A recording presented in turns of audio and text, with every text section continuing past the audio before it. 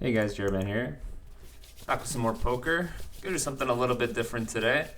Just gonna chill out with a couple normal tables here.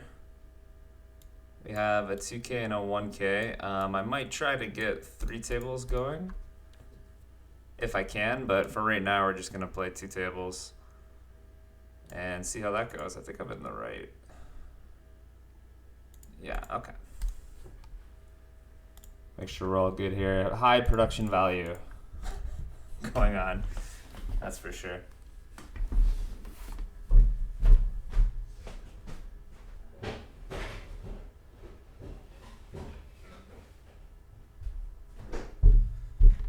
Start the recording and walk away to go get a drink. The king 8 off is really close. I do have it as a mixed open, mixed defend versus 2.5. At 1020 rake, it's even closer, I think. We'll just chuck it in the muck. As I was off, and no, it's not beer. Just soda water.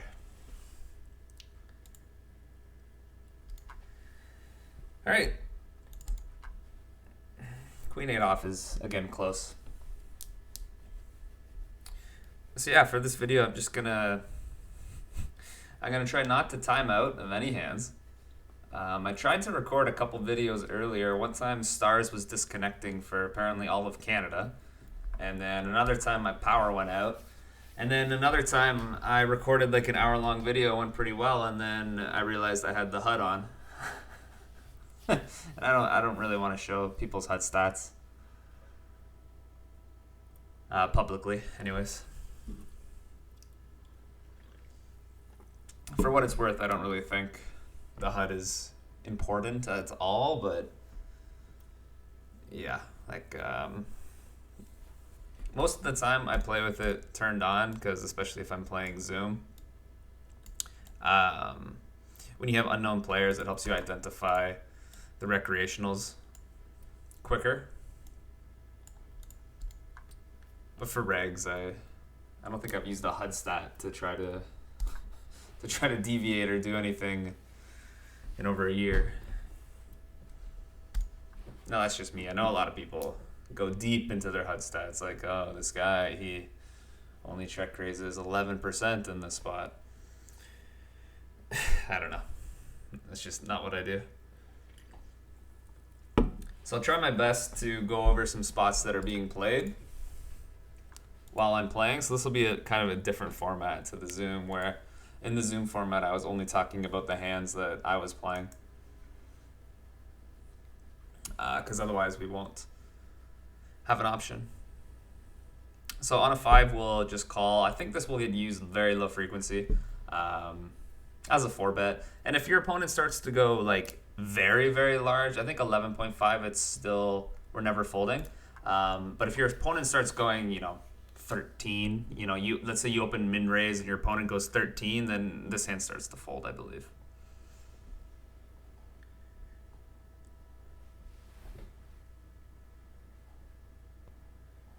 Okay, so he goes for the quarter pot bet on the flop. Even for quarter pot size, I don't think he is allowed to bet range. He just has too many, Broadway king highs that are drawing dead to my ace-x portion. So he's got to be a little bit careful in the flop. I think it's easy to see bet this flop a little bit too much. Even though for quarter, it's not going to be a huge difference. Like most hands are going to be indifferent. From him, anyways. The queen is a bad card for my range in the sense that all of my pairs that called the flop are now losing to his queen x, and he turned a bunch of queen x. I think that I was going to say on any river that's not an ace, we're just going to be checking this down. Maybe there gets to be some mixing in with ace-x, like bets. Ace-x bets that don't block his pairs, like his worst hands that can call. So like ace-3 would be a better bet on the river than ace-jack, even though ace-jack is ace-jack because they all chop, so your side card matters. The river's interesting now. I never know what to do in these spots. I always default to just playing 110 or check. And I think all of my ace-x, which I have so much of though.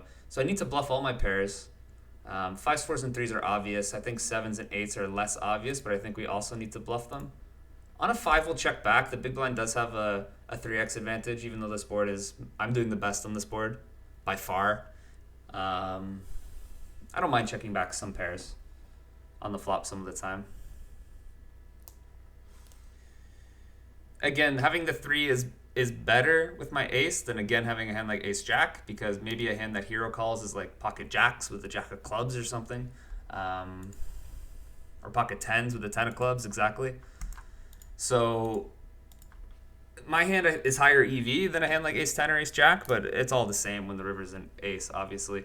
We do lose to ace queen and low frequency pocket sixes. I think ace queen prefers betting the turn for block size like pure. So I don't expect a lot of ace queen, to be honest.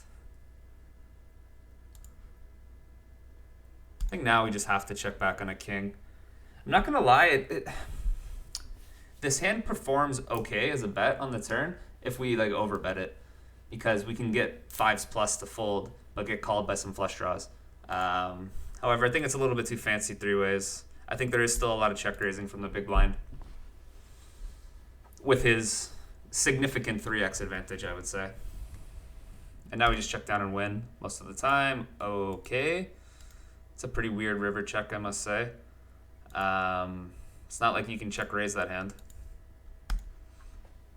We have a really strong hand now on table one. Again, having the three side card is better than having like a jack side card, or especially an ace side card. Like I would check back ace five pure here on table one. But I think I'm gonna bet. I think I'm gonna bet my hand. Having ace five is a lot better to call though. I can think of bluffs that have the three of clubs, like king three of clubs might take this line. We do have lots of 5x and lots of 9x, and he has just lots of 9x, doesn't he? That one's really close. On 76, that might be a GTO call. That might be a GTO call on 76. King three of clubs, ace three off with the three of clubs. Yeah, he might open that being 73 big blinds deep and 10-20 rake. He's a little bit shorter, so I think all my three bets want to be a little bit smaller from the small blind. Pocket threes would never take that line, so it's not relevant. He doesn't open 3-4 suited. Queen three of clubs I block, which is not super relevant. I think that's not very relevant at all. Yeah, my hand's probably just a call.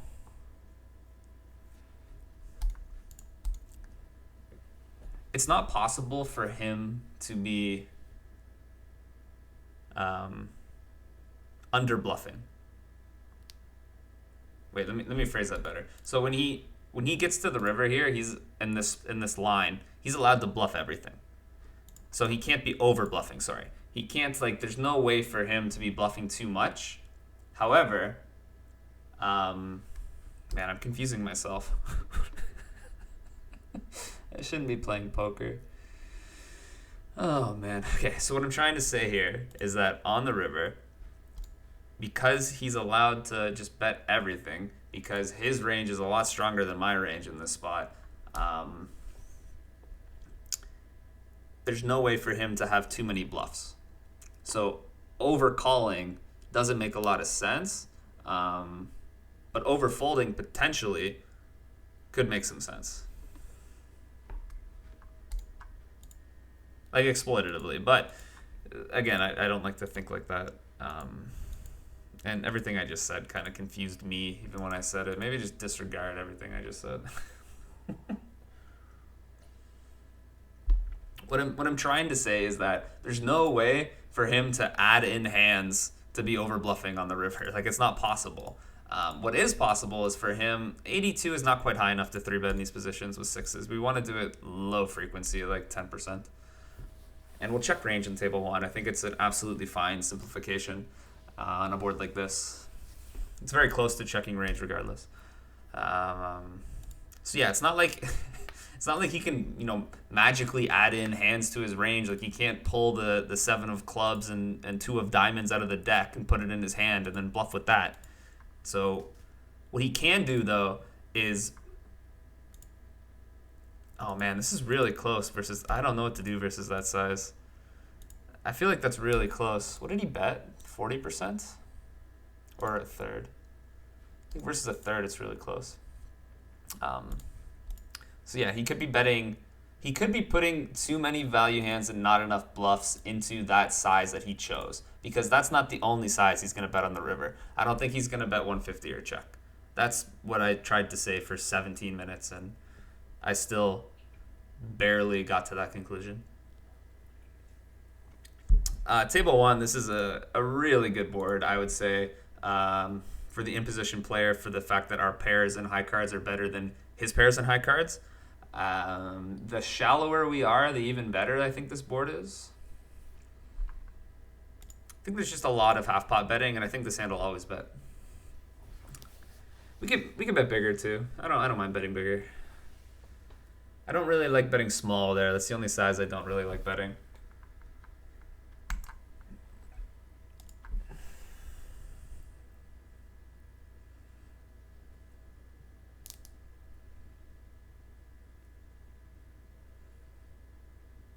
So if we get 3-bet here, I think there is some jamming at 70 big blinds. However, ace-king suited likely wants to go into our small 4-betting range still, just like normal size 4-bet, whereas ace-king off and some pocket jacks, pocket tens want to go into the shoving range, if I remember correctly. I'm not super good at stack depths below 100. I'm not super good at 100 either, so it's tough when they're under 100, that's for sure. I know this one's a fold. I studied that one. I think it was Phil Hellmuth's course. How not to cold 4-bet Jack 10 suited versus Tom Dwan. Oh wait, no, Tom Dwan 4-bet the Jack 10 suited. What did Phil have? I forget. We're getting a good table here, so yes remains seated.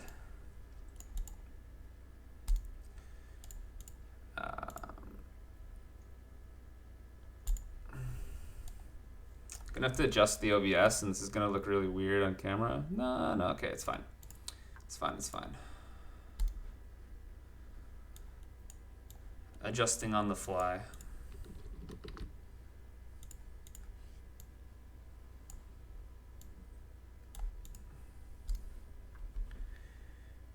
Got a nice 10-20 table going here. That's good.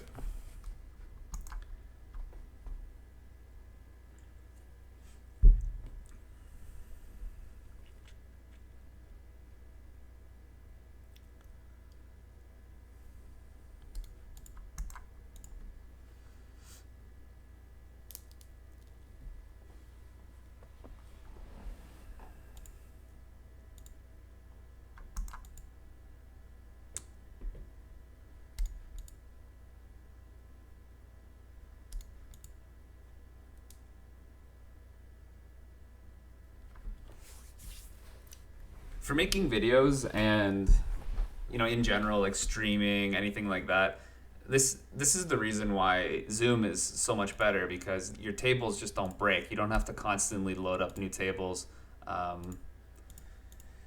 Just making sure that we get the even number of heads up hands, and then this table's going to break. And I did all that for nothing, but that's okay. We can go back to 2 tables.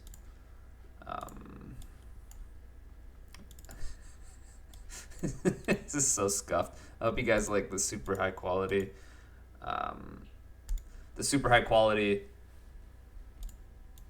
video recording, whatever this is. Pseudo streaming. All right, on 85, I think we will throw in the check raise. I think that pocket fours and pocket fives will get in here low frequency. They are low frequency though. And then this is a really good turn for my range. A lot of my range is concentrated around the 4-5 region, which he doesn't have as much of.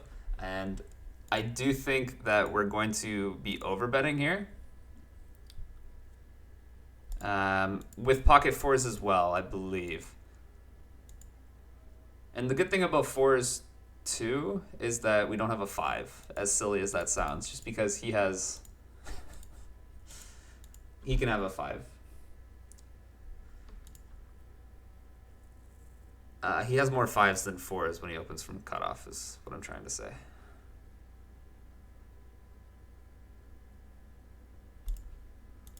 Ace 5 off is a lot of combos.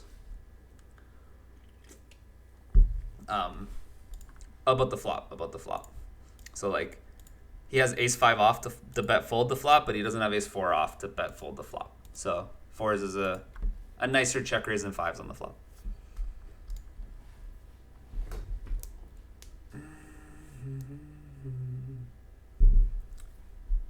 Gonna do a lot of checking back on this board as the big blind.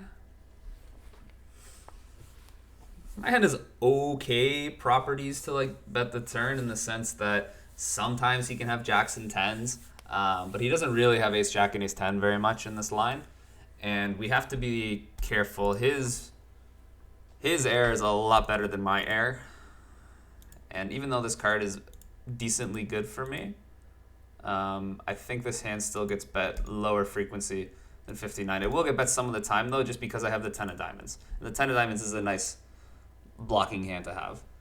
We still are a little bit more equity driven in the spot, considering he doesn't check raise us very often. Therefore, we get to be a bit more equity driven and not really fearful of blowing up our equity. And we can't raise this hand on the river. I think the river raises here are going to be built around, still just built around a spade mostly.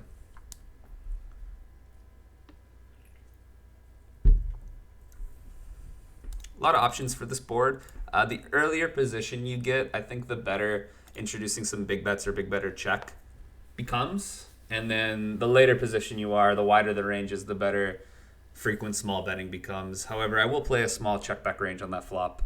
10-9 will want to bet a lot though, regardless of the strategy.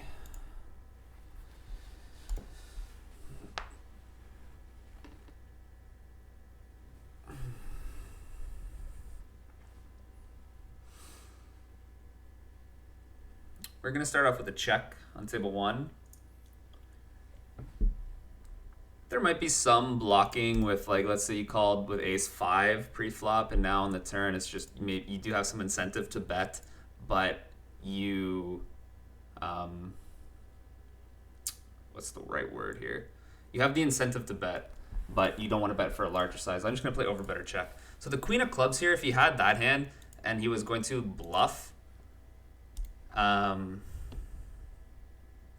if he had the queen of clubs in his hand, he was way more likely to bet the flop or turn. So by the river, where he's allowed to bluff everything in this spot also, we just have a very clear call with my hand, I believe.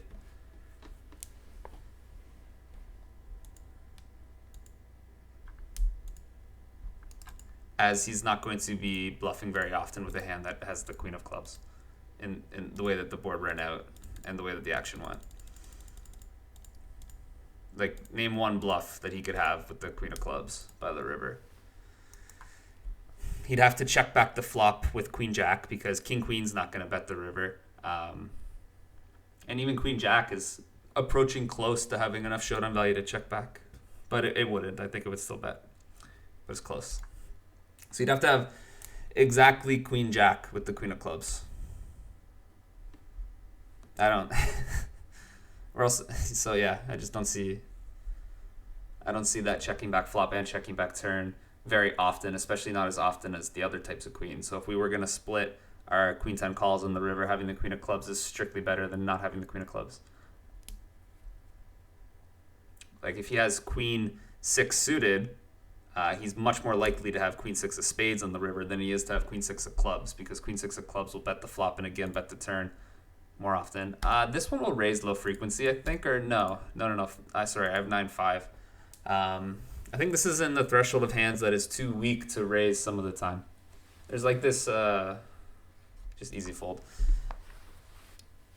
The big blind ISO range versus the small blind is really cool because it's divided into hands that are strong enough to call a limp 3-bet, and then hands that aren't strong enough to call a limp 3-bet, and then those are subdivided into hands that they don't care that they can't call a 3-bet, and then there's hands that would really care if they had to ISO and then fold. Like, you would never ISO this hand. You would never raise queen 5 suited because ISOing it and getting 3-bet and folding is a disaster. But if you had queen 5 off, you can ISO it because if you get 3-bet and you fold, who cares? You have queen 5 off.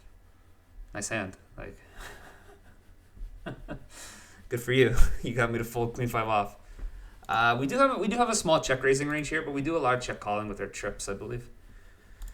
This hand will mix, and on a 39 I will call, I believe. We do beat his other 5x, which leans us more towards raising, maybe more than calling.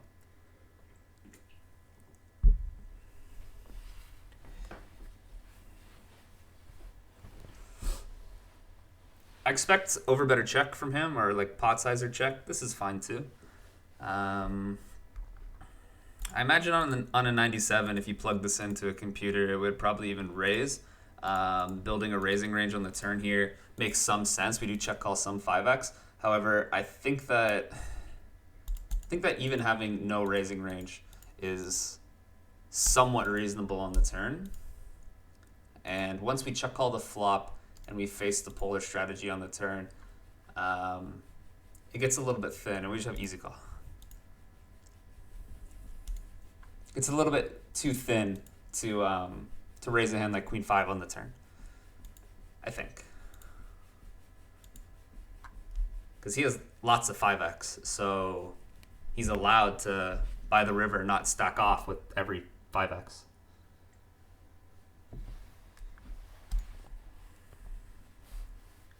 I could be way off on that one. Could be way off. The river's interesting, by the way, that he chooses this pot size. I wonder if he's simplifying to some sort of pot or all-in or check strategy, which would make sense, and in which case queen 5 very clearly goes into the potting strategy. And our hand is obviously not strong enough to raise, and it's way too strong to ever consider folding, so we just have a very, very clear call.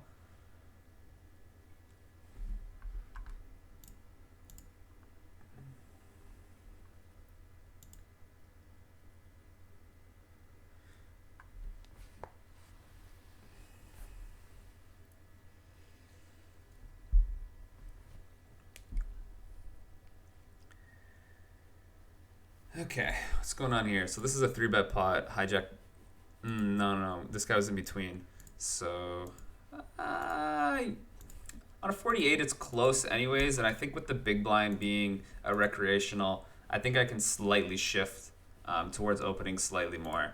I don't think I'll ever deviate more than that, though, when it comes to preflop ranges. Like, helps me sleep at night to know that I'm just opening the correct ranges. As stupid as it sounds.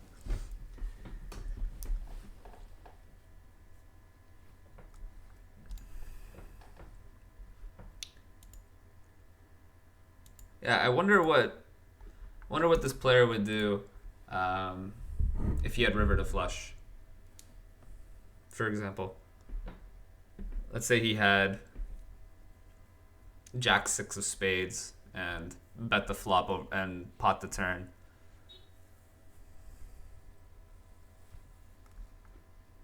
So I'm going to play over better check on this flop. He's absolutely screwed. He basically never has any of the sets. All the two, he's just very, very screwed. I think he's folding like 80% of the time or more versus that size, which is what he's supposed to be doing. Yeah. Take that, MDF.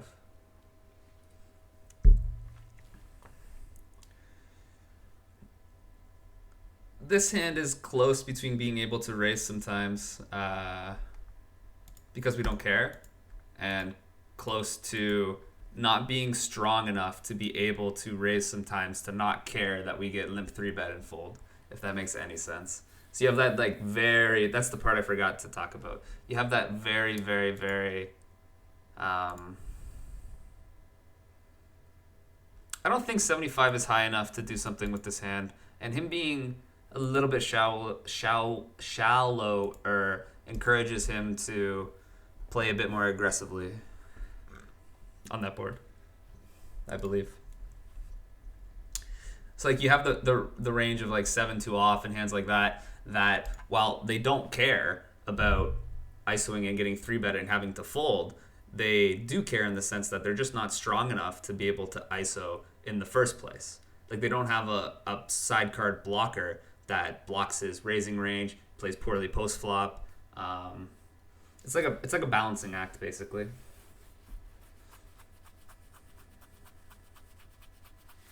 So the player in the big blind typically plays pretty aggressively, a little bit on the spewier side in my opinion. So I like calling the small blind less, and I especially like calling the small blind less versus a 3.5 open. I don't necessarily think when recreationals open to these huge sizes that they're very strong. A lot of the time their like top end hands go into like the limping range or like a smaller raising size because they don't want to scare people away. And then that open size is to like, depending on the player, it could be anything from king 10 off to ace 8 off to pocket jack, something like that, because they don't want to see a flop.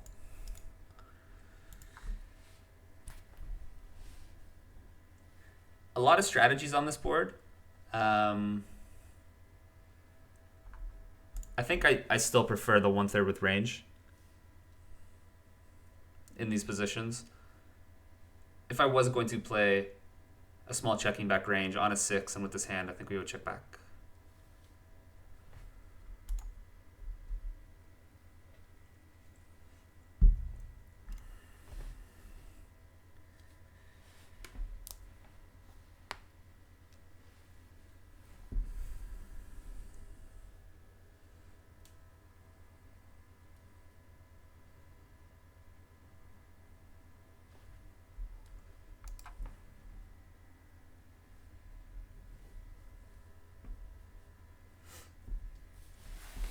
So table 1 is a high frequency betting board. However, there is still a significant checking range, and I think it is necessary to split here. I'm not going to be betting 1/3 with range. This hand is very strong with the 9 of clubs side card, and just queen 9 being a very strong hand in this spot anyways. Borderline able to overbet, I would say. I think with the 9 of clubs, we want to overbet less than if we had queen 9 of hearts, for example. I'm going to go with the check. I do think there is splitting on the turn here. Hands like, pocket jacks, a 10. Some of these hands like I have want to bet 1/3 or smaller, like at least for a smaller size. But there's a significant portion that wants to overbet. And overbet or check is a very reasonable strategy, I think. And on the river, I'm going to play 1/3, 2/3. And this hand always wants to 2/3 or 3/4, whatever. I can't do math. Yeah, I'm absolutely abysmal at math and fractions and counting. Table 2 looks like a pretty great board for the original raiser, but until you realize his entire range is just pairs and good hands, like he can't call any bad hands. I can open some bad hands from under the gun though. This is close, 6/4 suited. I believe it's the threshold. We get called by ace 9 high with the ace of clubs. Seems like a good call to me. If we had the ace of clubs, we would never take this line as a bluff. The 9 of diamonds is like because if we had the 9 of diamonds, we would often bet the turn as well, I think. This board, I will play some checkbacks. This hand won't check back very often, but it will check back some of the time. This is a really horrible spot, and it's a spot where I'm basically going to get owned no matter what I do.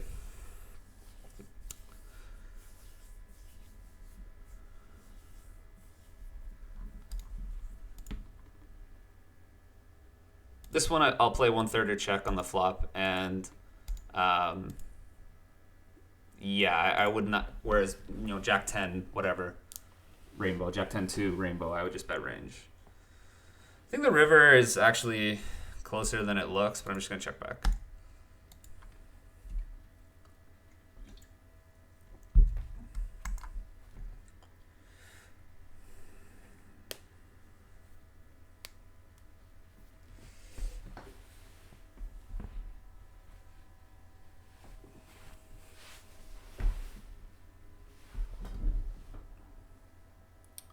Low frequency 4-bet, high frequency call.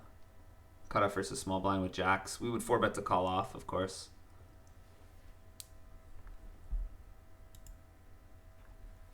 I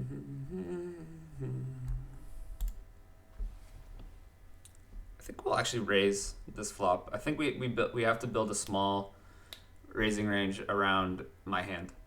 So we'll raise some stuff like king queen, queen jack, jack 10 even, stuff like that. Although he bets a third versus a third, I'm going to play no raises. I was expecting a larger bet, to be honest, and I think the larger he bets here, the more we get to raise. Yeah, my hand's still very, very strong. We both turned some queen X, so it's lowered the value of my hand, of course, but yeah, it doesn't really matter. My hand is still incredibly strong. I wonder if he splits here. Okay, so he goes for this like half pot size, which I like. I like if he's using a half pot size with his entire range, basically. It's a good card for him. He can still have 10s and 9s in this line, I think. That's a very bad card, however. Okay, so which chops do we want to call? Do we have to call chops in this spot? We do have queen X. We do have a little tiny bit of like 8X, but not much. We have like 10% of kings that didn't 4-bet pre. Other than that, we're just all chops. So he's going to shove range, and more of his range isn't chops than mine is. 28 will fold here. It's close. So I double block the queen. I double block queen jack suited. So that leans me more towards calling for the chop, I think. However, oh man, this is really close. Oh, I don't like that. I don't like that one.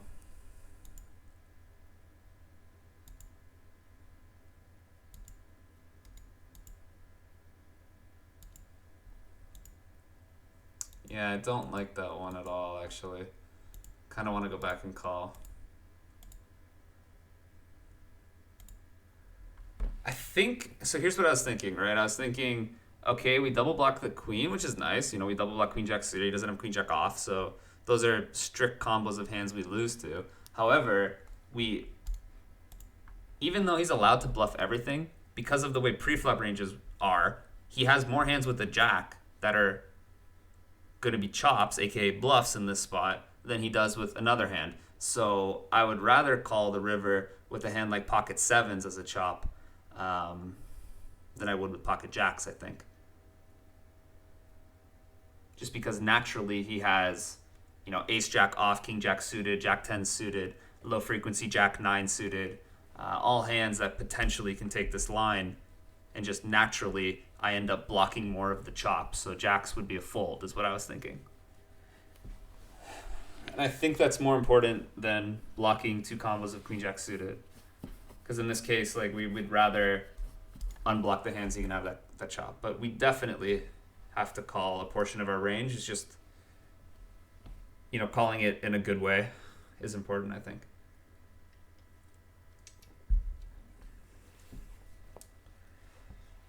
Definitely gonna check that one and see what the heck is going on there. What a terrible run out.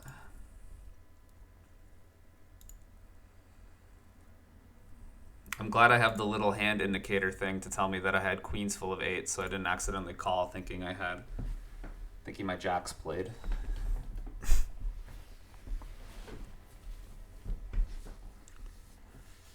All right, so what's going on here? This looks like a spicy hand. Somehow we got to the turn where LOL you play had bet a quarter.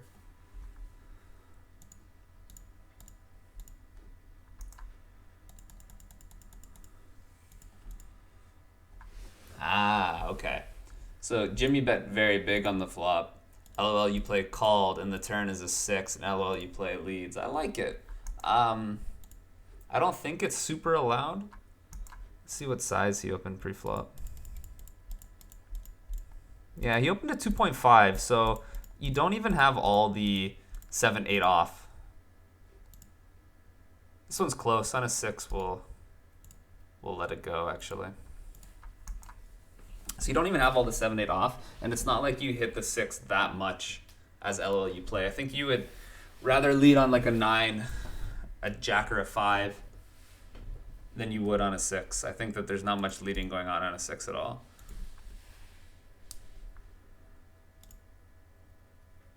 So most of his range here is still hands that missed this flop. So I think we still can bet a third, but definitely not with range. We're going to be checking back some of the time versus the small blind caller when we open hijack.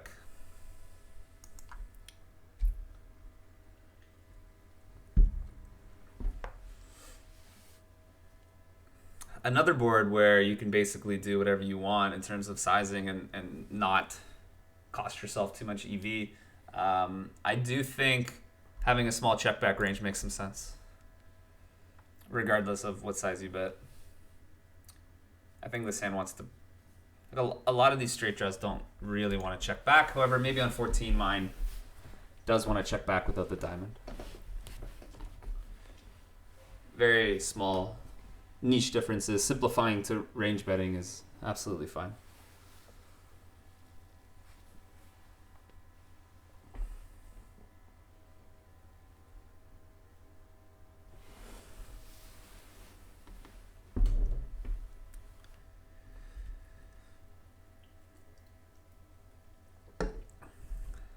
And yeah, that hand that LOL you play just had against Jimmy, I like that he's thinking about leads on the turn, because after your opponent bets big on the flop, your range gets really narrow, and he still has like this kind of airish portion. So the larger your opponent bets on the flop, the more likely you are to be able to have leads on various turns. And here, after he bets whatever this is, 75%, there are lots of turns where the big blind can lead. I just don't think it's this one.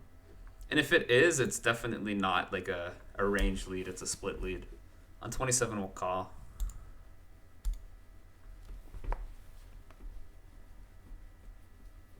And we'll call the flop. I'm thinking of a turn. It rhymes with pine of smarts. Yeah, that didn't work. This is an interesting spot.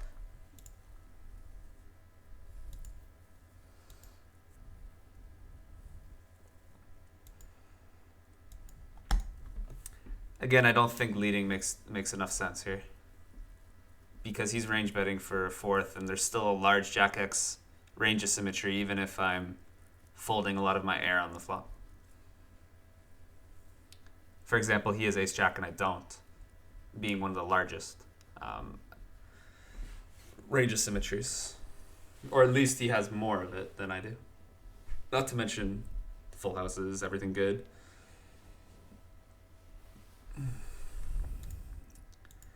Size is interesting. I think versus his size, we actually have to call. As weird as that sounds. Yeah, lucky bugger. I don't mind his size.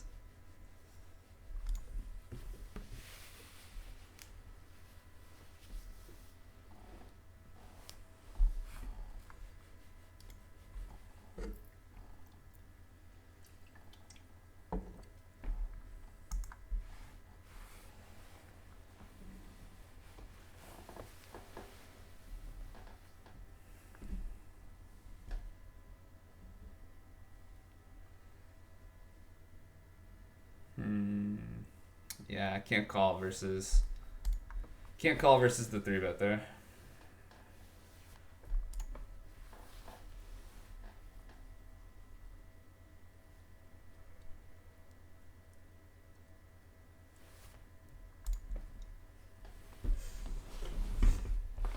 Okay, so single raise pot, small blind versus big blind. You play bets 1/3 on the flop, I think. On 74, we'll call. This one will actually get folded versus 2.5 under the gun. Significant amount of the time pre-flop. Kind of a boring run out, actually, because money's never going in.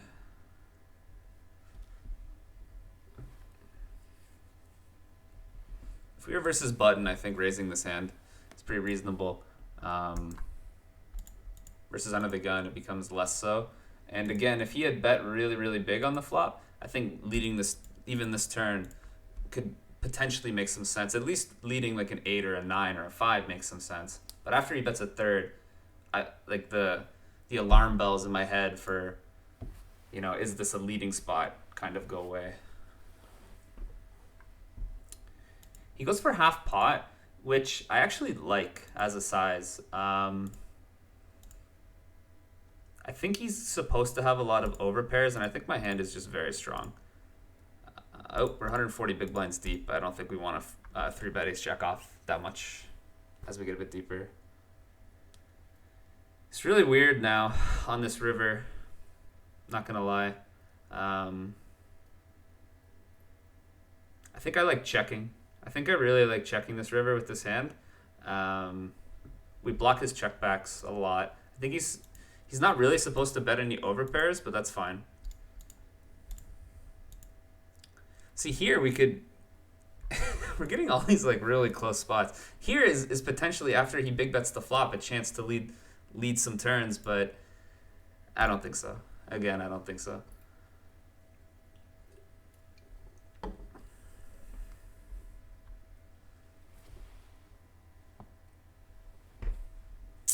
Very, very easy all in, of course. Pray for the no pocket jacks. And we'll call table 1.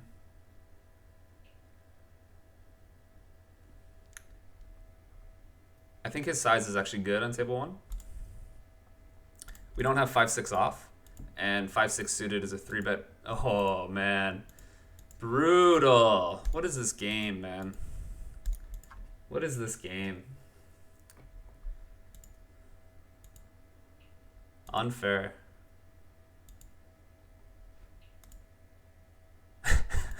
Rolled high enough to call pre-flop.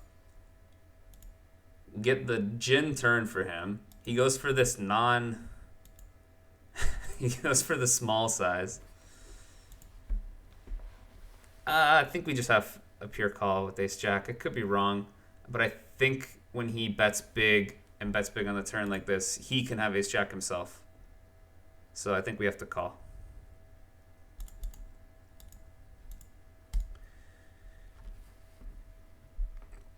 I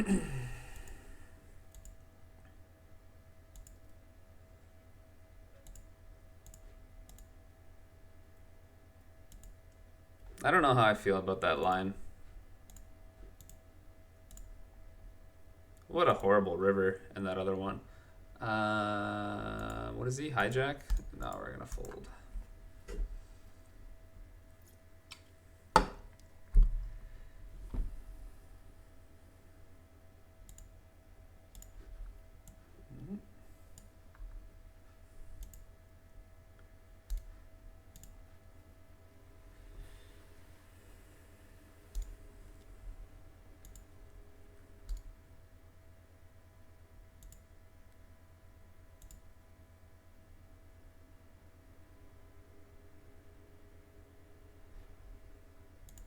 For the same reason that he's allowed to overbet the turn, I think.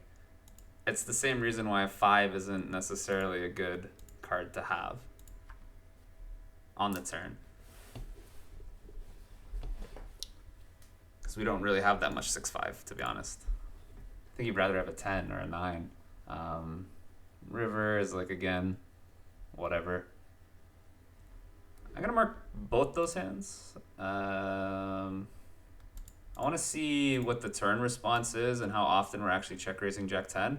And then I want to see what the heck's going on with the ace 5 suited.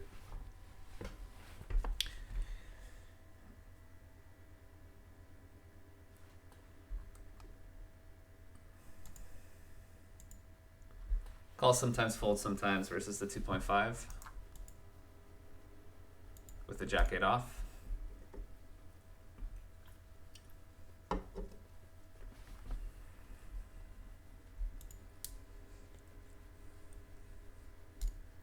So ace queen suited is strong enough to 4-bet, but you don't want to 4-bet because you don't want to get jammed on and essentially like waste ace queen.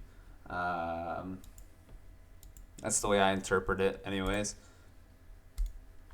We could check raise this flop actually some of the time. There's not as much check raising going on in these positions as there would be like cutoff button, or if the board was like queen 10 deuce with a flush draw. But I think ace queen, you know, some of the time check raising makes some sense, but not on a 32. We're gonna just call. That's a good card. It's a really good card because if we are behind, I mean obviously it's a good card, but I'm just saying like if we are behind, we just picked up equity to not be behind. That's not good. Especially the check, like the snap check. I expect actually a lot of like jacks and tens, and I don't think we ever want to have blocks here.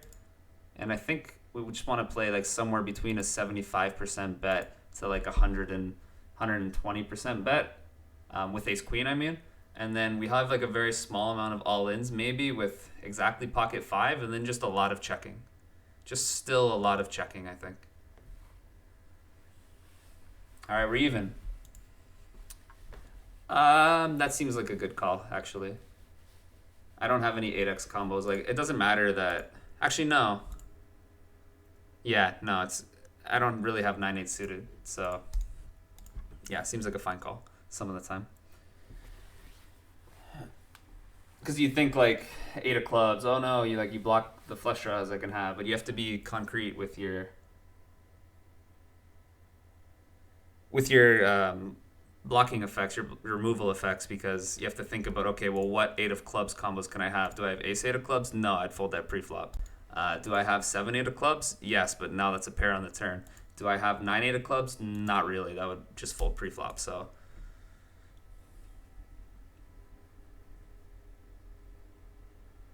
or at least, yeah, we can have maybe a very small amount of 9 8 suited. It's the worst suited connector.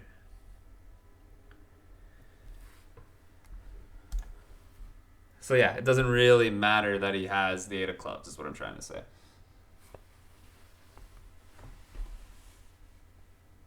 Seems like a fine hand.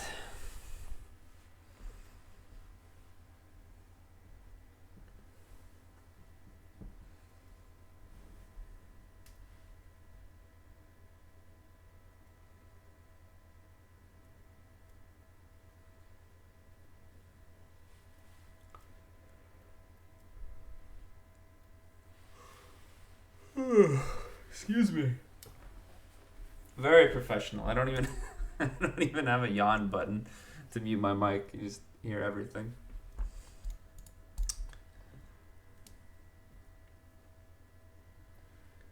Yeah, so this will likely be one of the last videos I record for a while, as I'm going to Vegas for the series. Won't be playing any online poker unless I can play on ACR in Nevada. I actually haven't checked yet.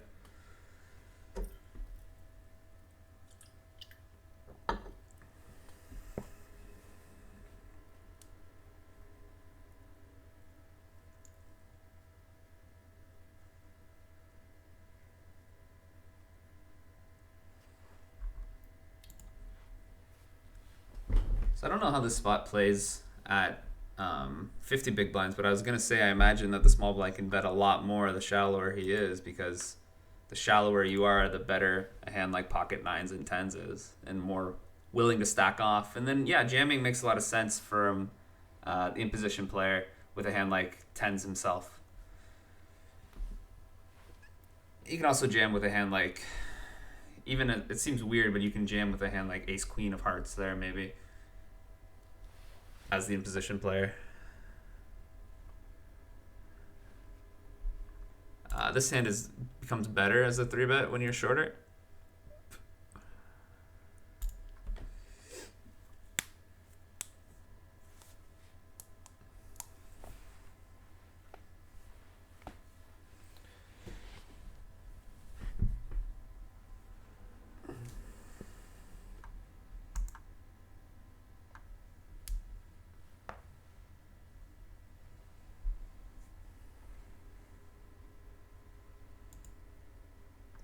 So we'll 4-bet or call on table 2.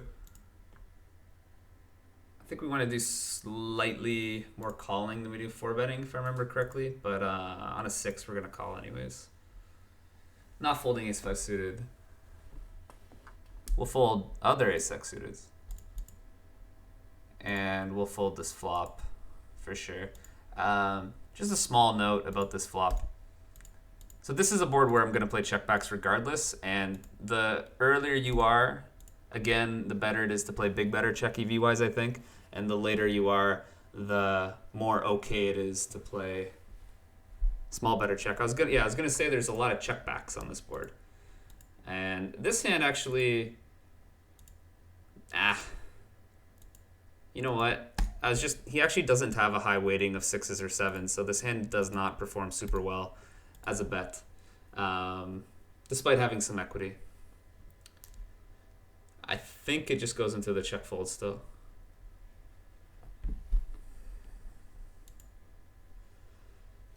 And on a jack, we cannot value bet 7s, I think.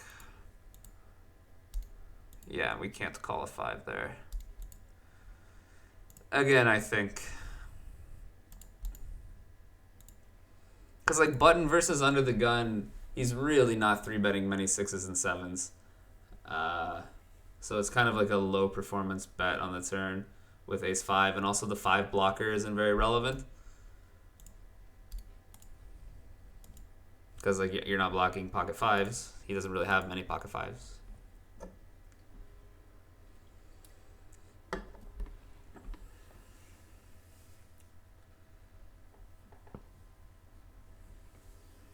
How long have we been going here? All right, 8 more minutes. Some interesting spots here in the session for sure. Definitely a few that I'm interested to see what the computer says.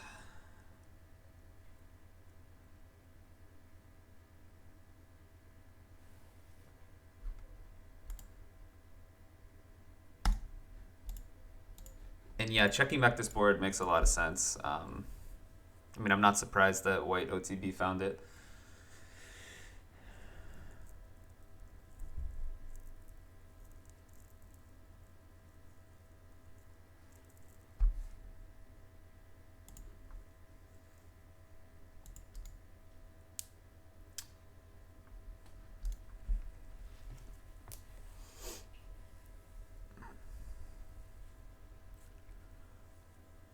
Sounds stupid, but this might even be a board where like this board is actually really good for the low jack caller. Like there might even be some stupid amount of leading or something like that. However, yeah, we just have lots of different hands to call there. We don't need to call 9-8.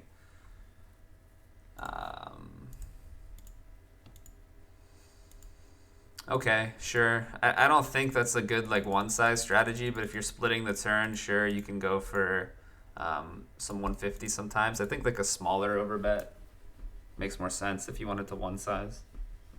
Too much of my range is able to fold very comfortably to that size, where a lot of my range is not able to fold comfortably to a slightly smaller overbet, I think. Or like a pot size bet or 75%, something like that.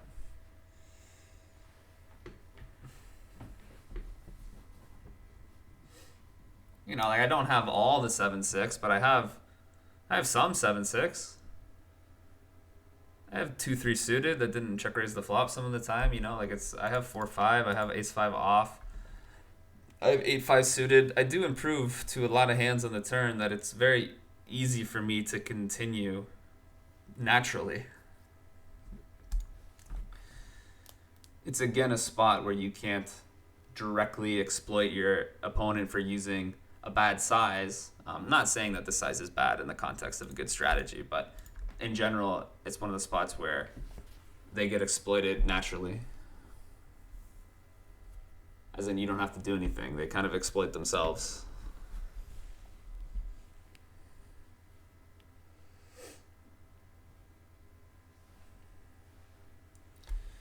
All right, this is going to be my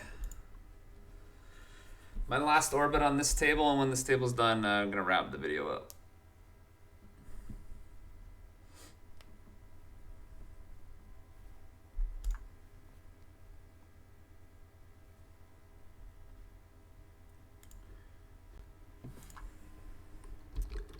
For any of you wanting to meet me in Vegas, I'll just quickly show you a picture of me.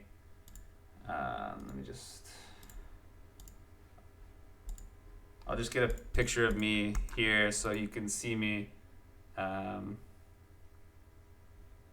Vegas. One sec. So if you see me in Vegas, you can come say hi.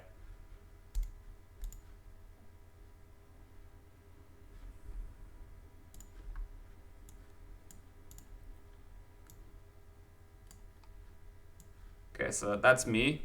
Yeah, so if you see me, just come say hi. I'm more than happy to meet anyone who watches these videos. It'd be cool to meet some people. So yeah, just come up and say hi to me in Vegas.